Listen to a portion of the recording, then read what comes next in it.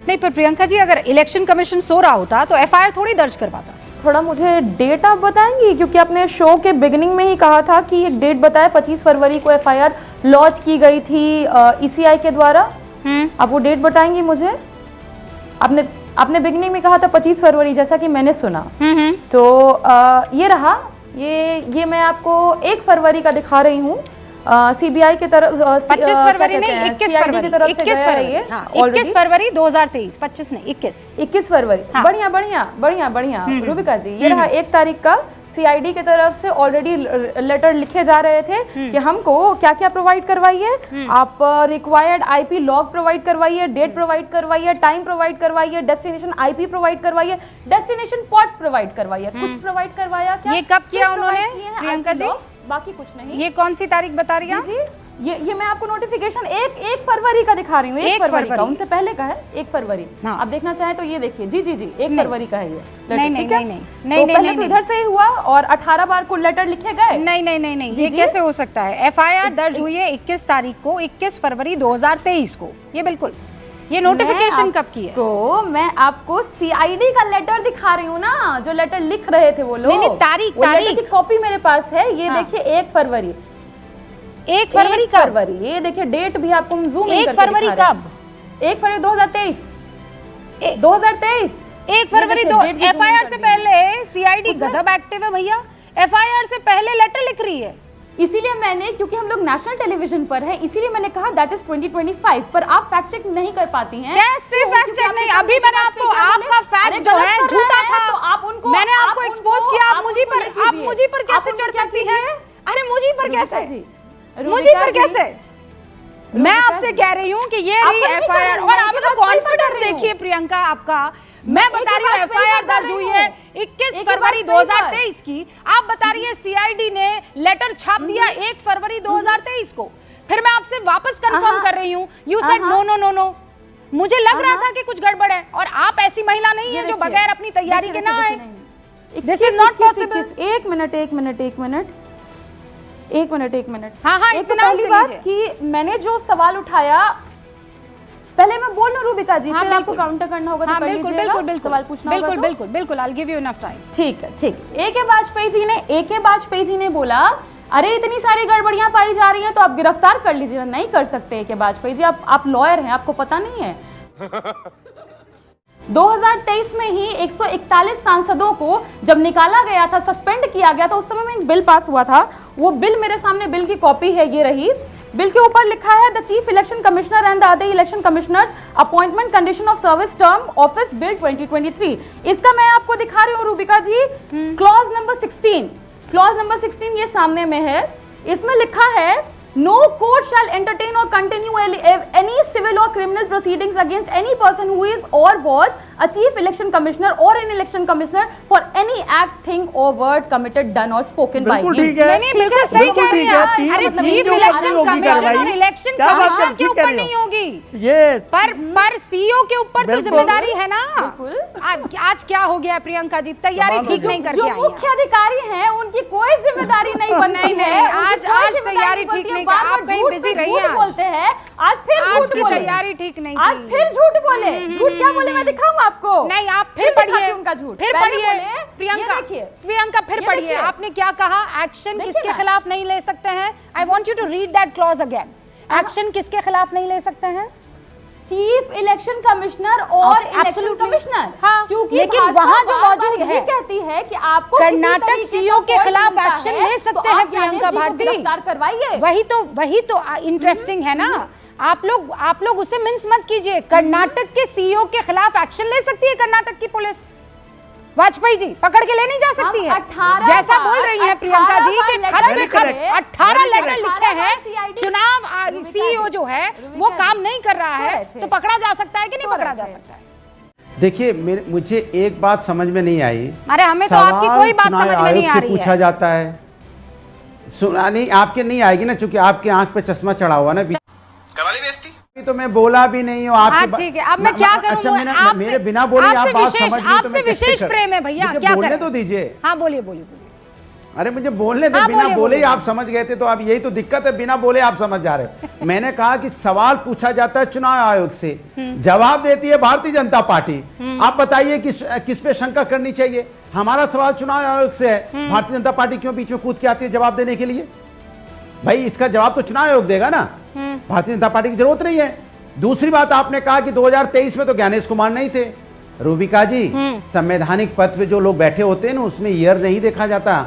हम चुनाव आयोग के से सवाल पूछ रहे हैं। ज्ञानेश कुमार आज हैं, कल कोई और थे, पहले कोई और रहेंगे, आने वाले दिन में कोई और होगा। मेरा सवाल चुनाव आयोग से है। अभी जो बैठा है वो देगा, पहले जो बैठा था पहले वो देगा। तो इसमें दिक्कत कहां आ गई कि भाई ज्ञानेश कुमार क्या है? ज्ञानेश कुमार आज हैं, कल नहीं रहेंगे। तो सवाल उठता है कि सवाल चुनाव आयोग से पूछा तो जा रहा है, सवाल क्या आप है जवाब आपका? दीजिए।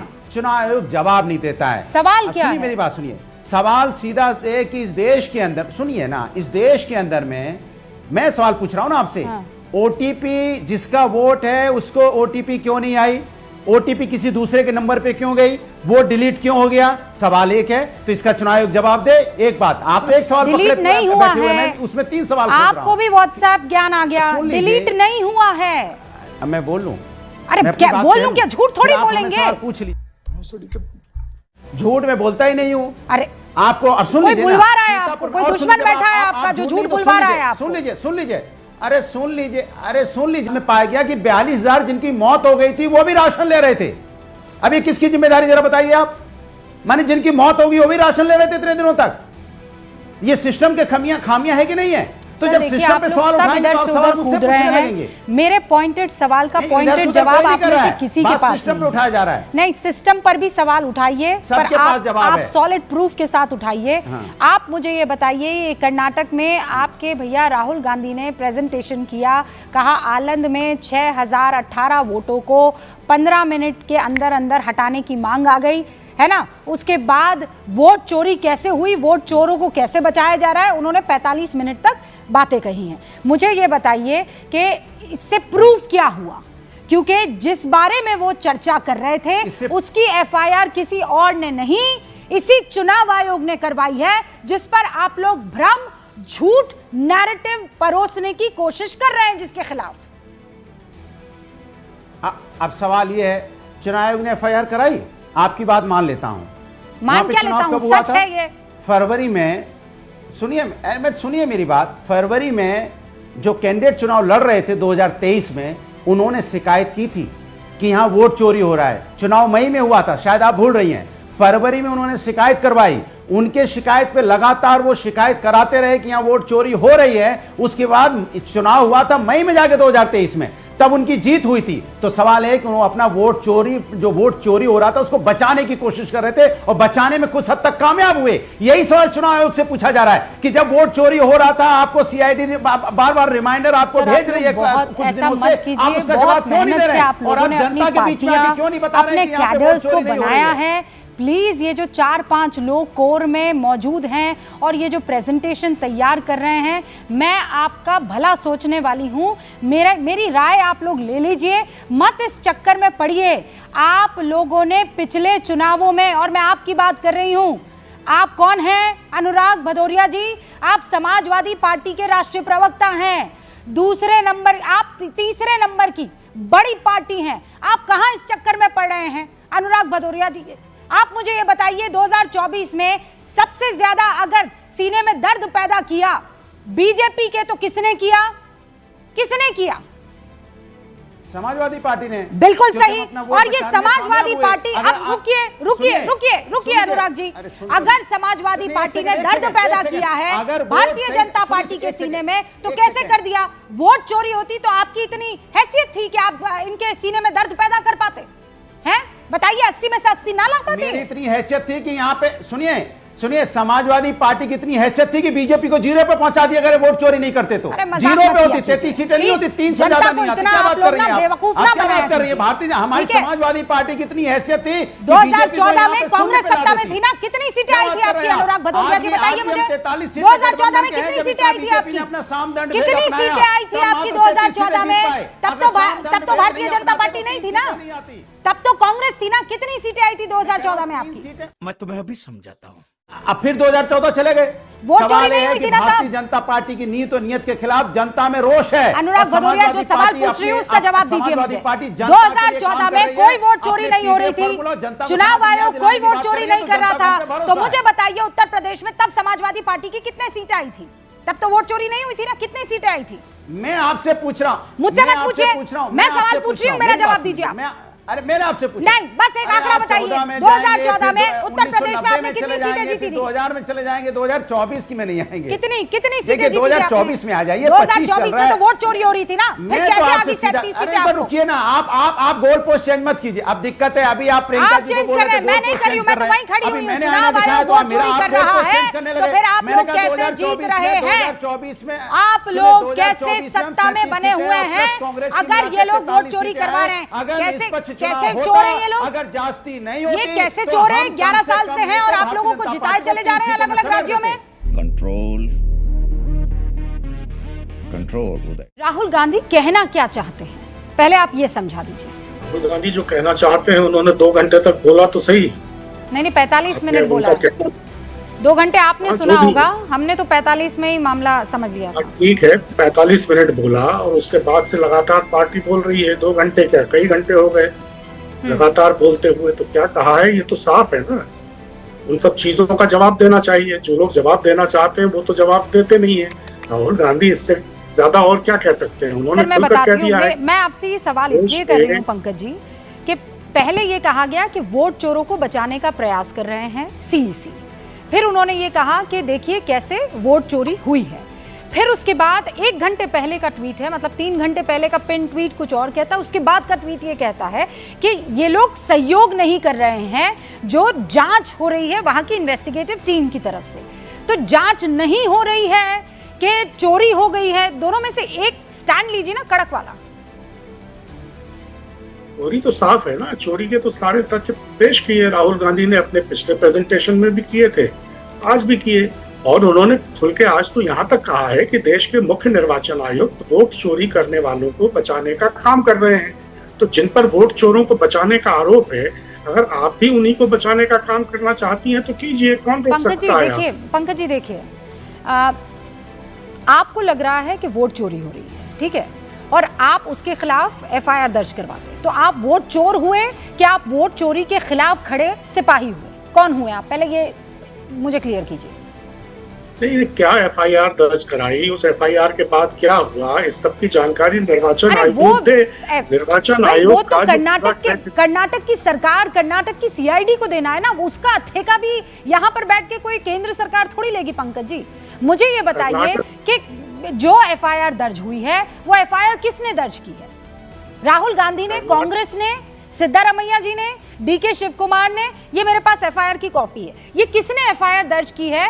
उस कथित, वो जो 15 मिनट पहले कॉल आया और 6000 वोट काटने की बात की गई, वो किसने एफआईआर दर्ज की है? कर्नाटक के सीआईडी ने जो 18 चिट्ठियां भेजी निर्वाचन आयोग को, उनकी कॉपी आपके पास है कि नहीं है? हाँ बिल्कुल है। उनमें से एक का भी क्यों जवाब नहीं दिया? वो भी मेरे पास है। पर मुझे ये बताइए कि ये जो एफआईआर दर्ज करवाई है, ये वोट चोरी हुई कि वोट चोरी के खिलाफ उठाया गया कदम हुआ? नहीं, अगर कोई एफआईआर दर्ज कराई है तो 18 चिट्ठियां जो लिखी सीआईडी ने, उनका जवाब क्यों नहीं दिया? उनका भी तो जवाब देते। नहीं सर, ये मेरे सवाल का जवाब नहीं है। ये मेरे सवाल का जवाब है पंकज जी, ये मेरे सवाल का जवाब है। नहीं, आप बहुत समझदार हैं, आप घुमा नहीं सकते हैं। मेरा सवाल बहुत सिंपल है। अगर आप कोई अपराध होते हुए देख रहे हैं, आप अगर उसके खिलाफ एफआईआर दर्ज करवाते हैं, तो आप उस अपराध के खिलाफ हुए कि आपने वो अपराध किया? अच्छा, दोनों में से एक ही हो सकता है ना। कर्नाटक की सीआईडी ने भी 18 बार जो पूछा है वो किसी शिकायत के आधार पर ही तो पूछा है। नहीं पंकज जी, मैं उस पॉइंट पर वापस आऊंगी, मैं उस पॉइंट पर आऊंगी। वो नेक्स्ट क्वेश्चन आप मुझसे पूछ लीजिएगा, पर पहले मेरे सवाल का जवाब दीजिए कि एफआईआर दर्ज करने वाला अपराध का साथ देने वाला हुआ या अपराध के खिलाफ कदम उठाने वाला हुआ? वोट चोर हुआ या वोट चोरी के खिलाफ खड़ा हुआ? जब आप सीआईडी की 18 चिट्ठियों का जवाब नहीं देंगे आप वापस उसी पॉइंट पर जा रहे हैं। मैं ससम्मान आपसे वापस सवाल पूछती हूँ। 18 चिट्ठियों पर मैं अभी इस पर भी आ जाऊंगी। पहले पॉइंट पर, पहले स्टेप पर चलते हैं। पहला स्टेप ये है, एफआईआर दर्ज करवाई चुनाव आयोग ने पंकज जी, चुनाव आयोग ने उसी मसले पर एफआईआर दर्ज करवाई और आज कल की एफआईआर नहीं है, 2023 में ये एफआईआर दर्ज करवा दी जब ये मामला हुआ था। राहुल गांधी तो आज 2025 में जाकर प्रेस कॉन्फ्रेंस कर रहे हैं, राइट सर? तो ये जो एफआईआर दर्ज करवाई है, ये वोट चोरी के खिलाफ एफआईआर है कि वोट चोरी वाली एफआईआर? ये एक तकनीकी जरूरत को पूरा कर लिया। अगर 2023 में एफआईआर कराई थी और उसके बाद कोई कार्रवाई चोरी पर क्यों एफआईआर दर्ज करवाएगा? मुझे इसका लॉजिक दे दीजिए आप। अगर उस एफआईआर पर कोई कार्रवाई नहीं हुई तो क्या निर्वाचन आयोग ने कोई रिमाइंडर भेजा, पूछा कि भाई मेरी एफआईआर पे कार्रवाई क्यों नहीं हो रही है? नहीं सर, कर्नाटक के सीआईडी तो 18 बार पूछ रही है। नहीं, फिर ऐसे तो बहुत सारे केसेस आ जाएंगे सर, बहुत सारे केसेस आ जाएंगे जिसमें चिट्ठियों पर चिट्ठियां आ जाएंगी। बात तो सही है।